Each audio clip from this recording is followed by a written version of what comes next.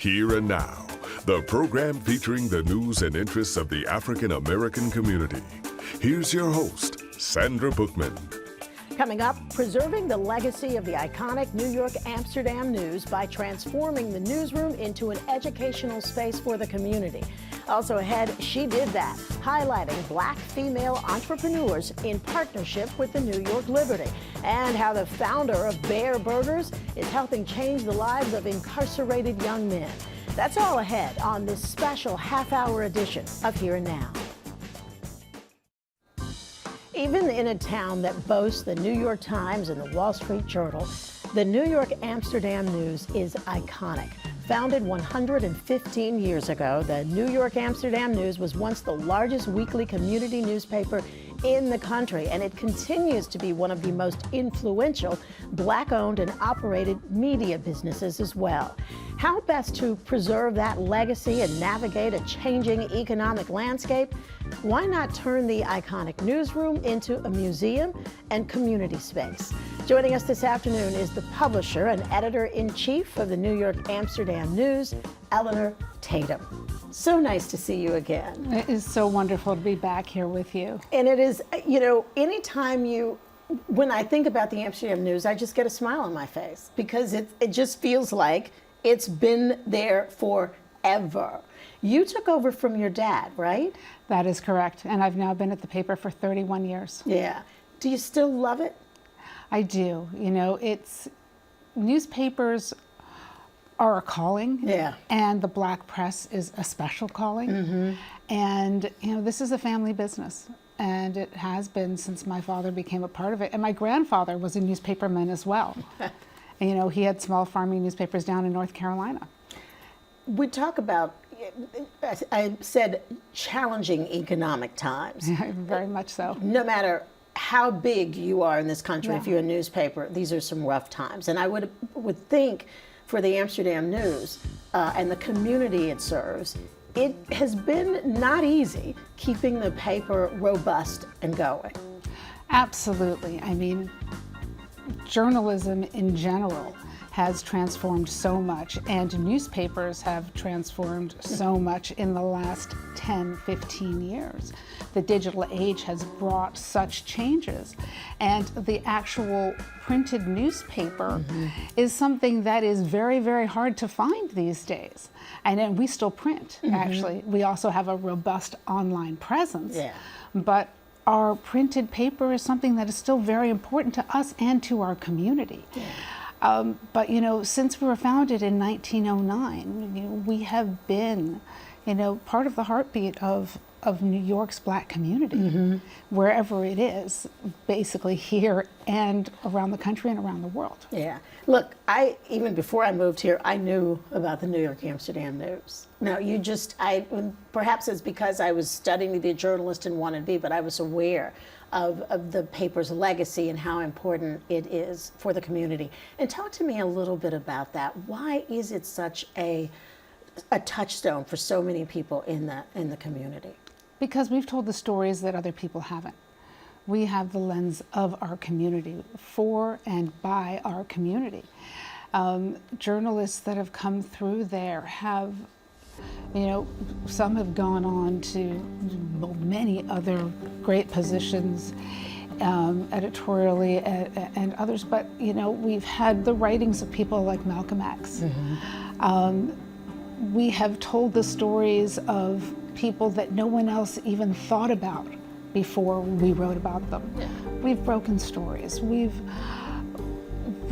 been that voice that other people they just didn't have if it wasn't for us. And, you know, I've always said that if it wasn't for the Amsterdam News, so much of Black New York would have never existed in the annals of history. And that's what the Black press is all about. And that's one of the things we're trying to preserve in this cultural community space that we're trying to create. Honestly, when I read about it, I thought, you know what, that's an interesting idea, because it does keep the work that you've done over this 115 years alive. And you in a sense will be showing people, you know, how you used to do it alongside how it gets done today. And specifically, because I've gotten ahead of myself here, we're talking about this plan you have to sort of memorialize the newsroom by turning it into a museum. Talk to me about where that idea came from and why do you think it's a perfect way of really preserving your legacy? We don't really call it a museum, but an educational space. Okay. And a community space. So, you know, when you look at our newsroom, it harkens back to the 1940s and 50s. I mean, our desks are still from that time. We've got a huge chalkboard that is also from those times. And our filing cabinets, our books, everything shows you what that space looked like. And then there are a few computers dotted around the room. And so easily could we reshape that room into a space that actually shows what it looked like over the decades. And then we can tell the stories of the people that worked behind those desks. Yeah, why their stories are as important as the stories they helped tell. Exactly, and how they helped shape the direction of what the Amsterdam was, is, and will be. And so that's a large part of it, but also talking about communications in general, the history of Black journalists as well, and also being able to be a monument to Black journalism and Black journalists.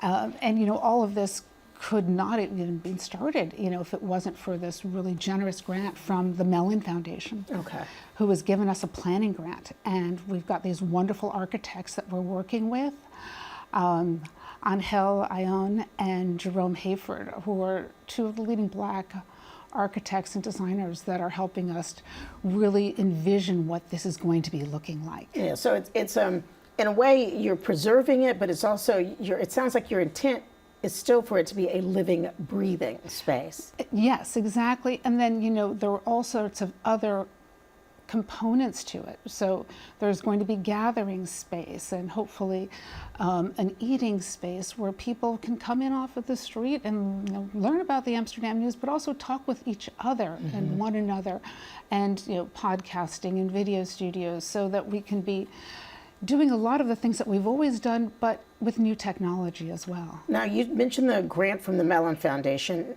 and my understanding is that the Amsterdam News Educational Foundation has raised about $450,000. That is the Mellon grant. That's the grant. Yes, okay. Yes, all right. And so that is our initial seed grant. That is a planning grant. Okay. And how much more do you need to see the project come to fruition? Well, you know, our initial numbers are about $10 million to see it to fruition, but you know, that part of the planning grant will be to get those numbers solidified. And do you have a you know, sort of a plan, a timing when you'd like to have this completed, or?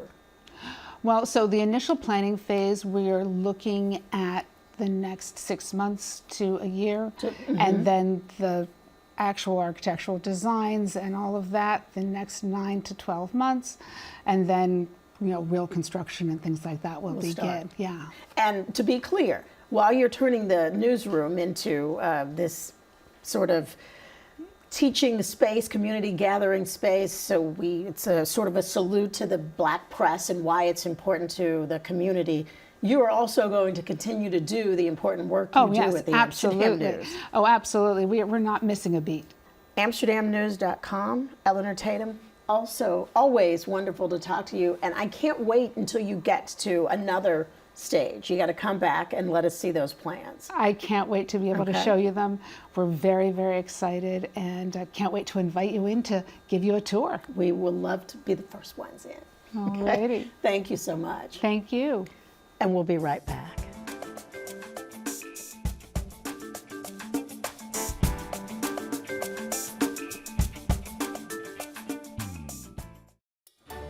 When it comes to entrepreneurship, Black women lead the pack. They make up the fastest growing group of entrepreneurs in the U.S., with nearly 2.7 million businesses nationwide. The documentary, She Did That, highlights the inspiring stories of Black female business owners. Take a look. whenever you're putting anything out, it's always a fair if people are gonna like it. I think just because we love something doesn't mean everyone's reaction to it is gonna be the same. And I remember spending my savings and I was like, this has to work because you can't go broke. This was going to be my business. I feel so empowered. I feel like, ooh, Melissa, you did that. Like, you can really create lipstick in your kitchen. I decided that in order for my business to give me 100%, I had to give it 100%. As we observe National Black Business Month, She Did That is partnering with the New York Liberty in the Power Plays event series to celebrate Black women making moves in sports and business. Here to tell us more is creator and executive producer of She Did That, Renee Blewett. So nice to meet you. Pleasure to meet you too. Thank you so much for having me here. You've been busy. Yes. So where did you get the inspiration for the She Did That documentary? The inspiration really came from the incredible founders that I have met along my journey here in New York City.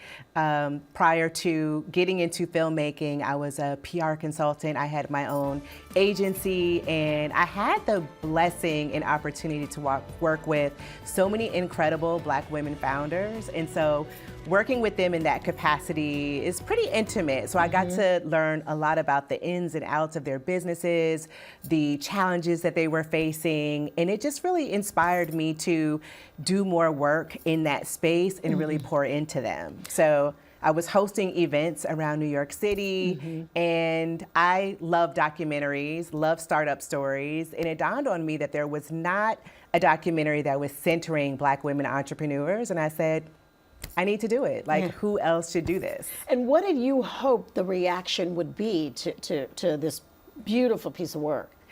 I hoped that, for one, people would be inspired. You know, entrepreneurship is a scary, space to enter if you're not familiar or used to working a 9-to-5. See their humanity, see their creativity, and understand if they do it or if they did it, that we could do it too.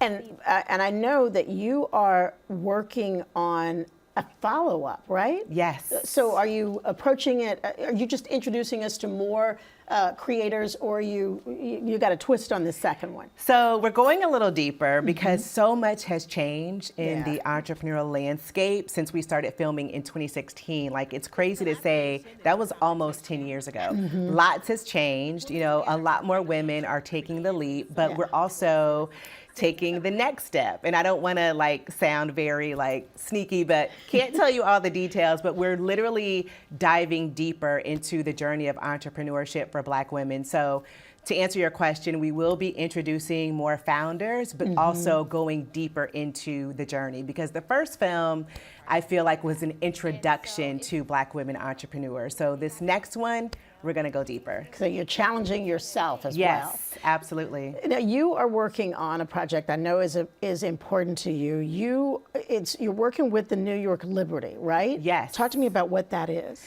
Yes, so for Black Business Month, we are celebrating in partnership with New York Liberty. We have 2 events that we're hosting, August 26th and 28th. On the 26th, we have Power Plays, which is going to be a conversation with the Black women who are really changing the game on and off the court. And we are focusing on off the court and behind the scenes. So, one of the women that we're going to have in the conversation is Shayna Renee Stevenson. She's the Chief Brand Officer for New York Liberty. And we're really just shining a light on the women that you don't see, right? Because when people think about women in sports, they think about the athletes. But what about the stylists behind the scenes? What about the people who are designing athletic wear? We have a woman who has created a collection of bandages for if you get injured. These bandages really match your different skin complexions. And so these women are really innovating in sports, and it's just time to celebrate them. Yeah, and what I like about that idea is that it's also introducing people to jobs, opportunities. Yes. They likely didn't even think about or know existed. Exactly, right? Exactly. That's a huge part of the goal. When I was younger, I played basketball in high school. Wasn't that great, so I warmed the bench. But had I known that there were all of these other, avenues in sports, I probably would have stayed, a little more interested. So really that's part of our goal. When I think about the work that we're doing with the storytelling and the films and then the live events, I always think about what would little brown girl Renee want to experience and want to see, just to be inspired and to know what's possible. Yeah, and a lot of times you don't know, and that's what you find sometimes from kids, especially kids from underserved communities.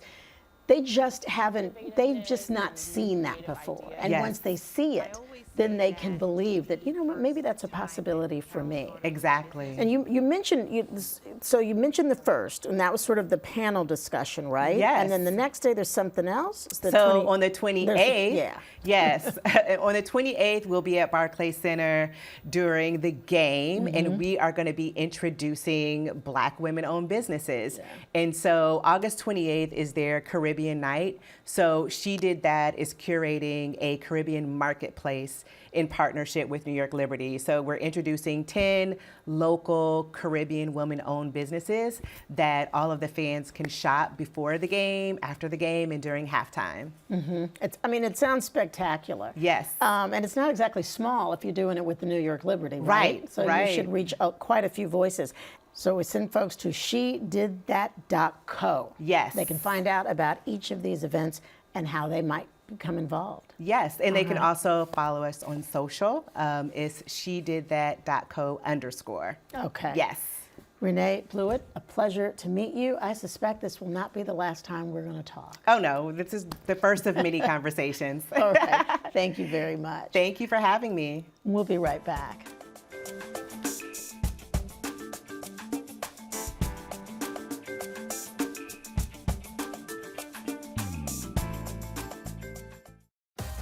Our next guest is the founder and owner of Bear Burgers. It's a thriving, fast casual restaurant with successful locations in Brooklyn and Queens.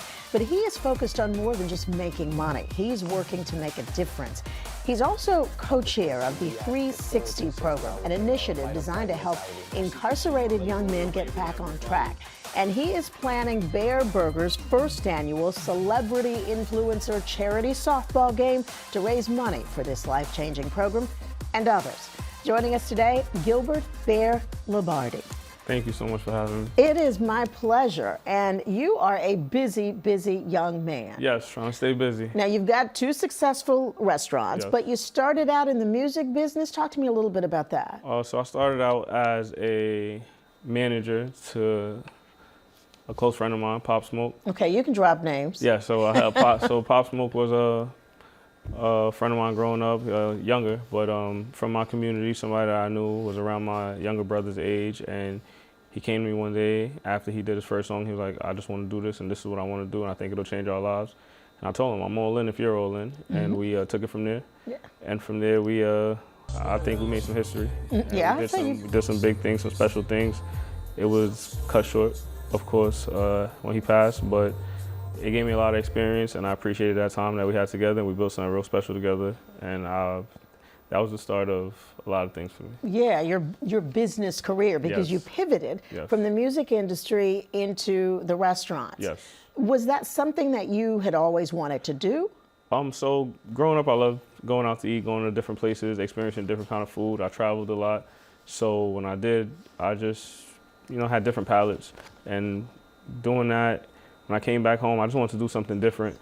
I kind of saw what the music industry was. I saw that business. I knew a little bit of the sports industry and people playing sports, but I really didn't know anybody too much in the food field or in the culinary field, and I just wanted to do something different that showed people from my community that there are different paths that we could take to be successful. Yeah. There's different things that you could do, and I feel like eating brings people together, food brings people together from different cultures, different places, and I just wanted to put something in the community that felt like for the community, by the community, and who was better to do that than me? Yeah, and you did it. In 2021, you opened your first restaurant in Brooklyn. 2022, you opened the second one in Queens. Yes.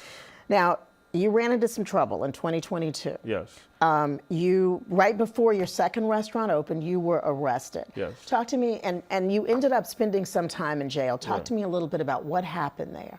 So it was before I even opened the restaurant. I had some legal trouble, and going back and forth to court, it kind of like settled when right before I opened my second restaurant. So I was sentenced to 2 years in prison for a firearm. That was the story behind that was just, I was moving around fast. I was in Brooklyn, and it was just the norm to me at that time. To carry a weapon. To carry a weapon, to be in environments that a weapon was necessary or needed, or you felt like that at the time. So I did 2 years in prison. I came home. I sat down. I thought about everything that I had to lose, and I just wanted to change my path. And that time gave me a lot of time to reflect and to think and to realize things with a clear vision of what I wanted to do, how I wanted to help people, and not be one of the people that needed help in those situations. So I saw a lot of things going on in the system, and that led me to make a big change in my life and to make a 360. Yeah. And that is a big part of why I do a lot of things that I do now. Yeah, that's one of the things we love about your story. You were obviously a young man with a great business head. Right. You proved it. Music, the food industry. You got into trouble. You decided, I'm going to use that trouble to help other young people not to find themselves in the same situation. Absolutely. 360, you're on the board of that foundation. That's part of Lala Anthony's La La Land Foundation, Yes, right? it is. It's one of the organizations under that umbrella. Yes, it is. And the work that they do is, I guess, in a lot of ways about helping young people that may find themselves in the same situation you were in. Right. So tell me a little bit about the 360 work. You're working with young people incarcerated at Rikers. Right. So initially I was brought on. A friend of mine connected me with Lala and told me about the program, and I was interested. And I said a lot of the best cooks that I knew, I met them in prison while I was arrested, so while I was locked up. So I told her that I would do some type of food training or some job offerings or to people that had passion to do in this industry. And she sent me a couple guys, and they were pretty good with me. And I got more interested in their story, and I got more involved in what they had going on. And I told her I'd like to actually come up there and speak to the kids. And going up there was just so eye-opening again, because when you're in that, you kind of see what's going on. Then you get back home, and you don't always forget, but you kind of you try to put it to the back of your mind. And just walking through those hallways again and walking into those dorms again and seeing those kids again, it made me want to really put my best foot forward to do whatever I can. Because the jobs were good, but I felt like they needed somebody who kind of walked the path that they were walking at the moment, who could relate to them a little bit, because she does an amazing job. And everybody in that program does such an amazing job helping those kids, whether it's reentry, whether it's helping them come home and get a license, finding work, just small things that people don't take advantage of when you come home, the basic things that we overlook. So I decided to go there once a week and talk to the kids and help them with their program and talk about personal things and just help their whole social dynamic. And from there, she asked me to kind of come on a little bit more full time, and that is how we got to the point where I became like a full-time member of that program. Yeah, you spend all this time and energy on it. It's got to be rewarding for you. It's special to me. It's very special to me. It's special. Yes. So let's talk about the softball game. August 16th, the 16th. Canarsie softball field. You are using this as a fundraiser, right? Yes. So I wanted to find a way to use food to bring the community together and to bridge the gap between the Instagram world and the people from the community who could see their favorite foodies going to places and trying places. And I feel like Bear Burgers brought a lot of people's favorite food influencers to the community. And knowing that with Pop and with some of the other artists and Canarsie having such a rich culture, when they come, they kind of get interested in the story and they're interested in seeing the mural and they're interested in more than just the restaurant. So I felt like this was a good way to show the foodies the culture and show the culture the foodies, and just find a way to collab and do something competitive, do something fun, do something a little bit different. I enjoy sports, I enjoy competing, and I feel like this was the best way to do it. And it could be a multifaceted event. And DoorDash came along, and they're actually going to be our sponsors. Great. So it'll be a fun day, and we'll be also adding a back to school dynamic to it. So we'll be giving back book bags, we'll be giving back things, we'll be donating to different purposes. And so the Money 360 program I mentioned, but you're also going to be donating some of what you raise here to Children of Light, Food Pantry, yes. and the Canarsie AAU basketball team, which Yes. is an important resource in the community, right? Yes. And if I send folks to bearburgersbk.com, Yes. they can find out not only more about you and Yes. Bear Burgers, but also about the 360 program, which is Yes. so important to you. And most importantly, at this point, that August 16th softball game at Canarsie Yes, Field. absolutely. You still lining up your influencers to participate? Yeah, so we got some very familiar faces playing. You'll have me playing shortstops. Okay. Like I said, with the 360 program, the way that we're going to set it up is going to be Team Bear versus Team Lala. Okay. Ooh, so those will be the two captains. We'll draft our teams and try to make it as fair as we can. And the cost to get involved? The cost to get involved is whatever you decide to contribute. Children of Life Food Pantry, there'll be that donating aspect where you can bring canned foods or canned goods, and that'll all go to them. Thank you so much for sitting down with us this afternoon, and keep us posted. Absolutely. Because you got a lot going on. Thank you so much. Okay. Thank you for joining us on Here and Now. If you missed any portion of today's show, you can watch at abc7ny.com/hereandnow or listen to our podcast wherever you subscribe. If you'd like to comment or share your story, email us at hereandnow@wabc.com or follow us on Facebook and Instagram. I'm Sandra Bookman. Enjoy the rest of your day.